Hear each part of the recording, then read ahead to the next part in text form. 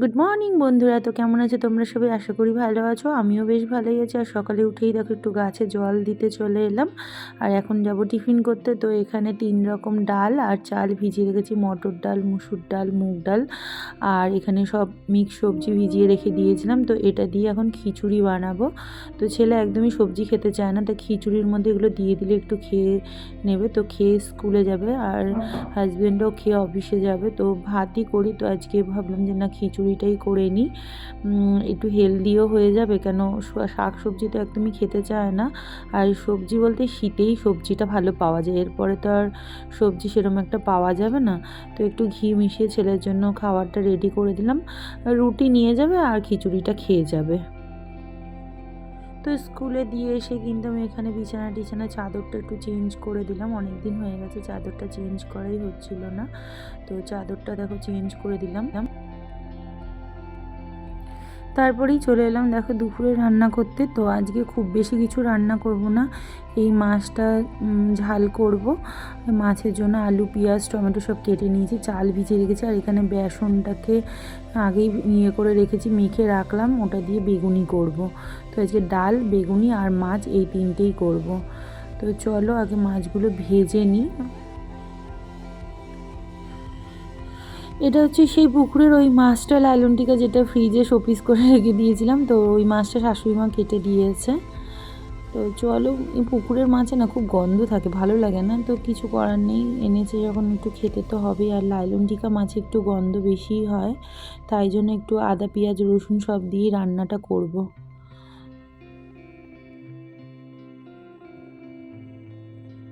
যেহেতু এক হাতে ক্যামেরা ধরছি আর এক হাতে মানে মাছটা তুলছি, বারবার তুলতে গিয়ে মাছটাও দেখো আমার পড়েই যাচ্ছে। তো যাই হোক, অ্যাটলিস্ট তুলে দিয়েছি। এবার একটু জিরা ফোড়ন দিয়ে দিচ্ছি।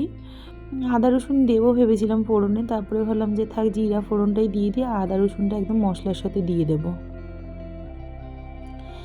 এখানে দেখো কুচিয়ে রাখা পেঁয়াজ আর টমেটোগুলো দিয়ে দিলাম।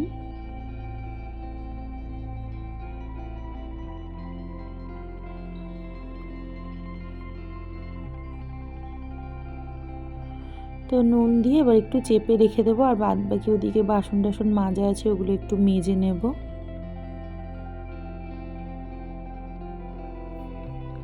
আর এখন দেখো ধনেপাতাগুলো কুচিয়ে নেব। তো অনেক ধনেপাতা আনছে আর আমি ধনেপাতাগুলো ফেলে দিচ্ছি। তো ভাবলাম ঘরে যখন তেঁতুল আছে, তো ধনেপাতাটা দিয়ে একটু চাটনি বানিয়ে নিই। তো এখন এই জন্য ধনেপাতাগুলো একটু ভালো করে কুচিয়ে নিচ্ছি।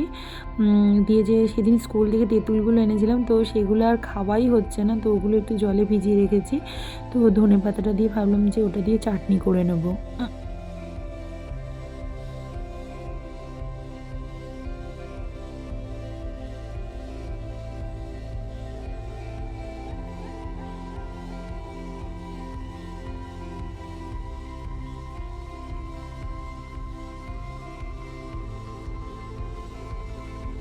তো তারপরেই দেখো এখানে অনেকগুলো বাসন জমে গেছিলো টিফিনের।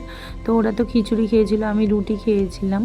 তো সেটা শেয়ার করিনি তোমাদের সাথে। তো তাওয়াটা দেখে বুঝতেই পারছো রুটিও করেছিলাম। তো চলো বাসনগুলো মেজে নিই, তারপরে আবার আসছি।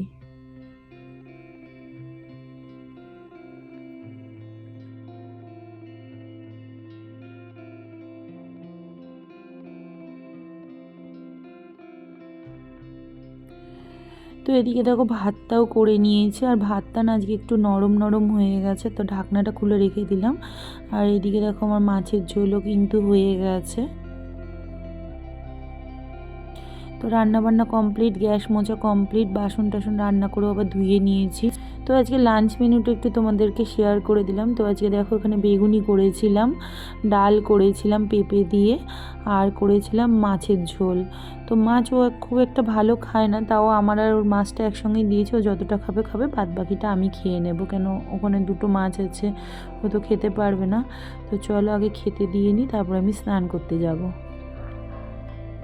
Good evening friends. তো দেখো একবারে সন্ধ্যাবেলায় চলে এলাম। তো সন্ধ্যাবেলায় আজকে একটু পপকর্ন করেছিলাম আর একটু র চা করেছি, কেন দুধ চা খেতে পাচ্ছি না, একদম খুব অম্বল হচ্ছে। তো ছেলে শুধু বললো পপকর্ন খাবে। তো চলো আগে ওকে পপকর্নটা দিয়ে আসি।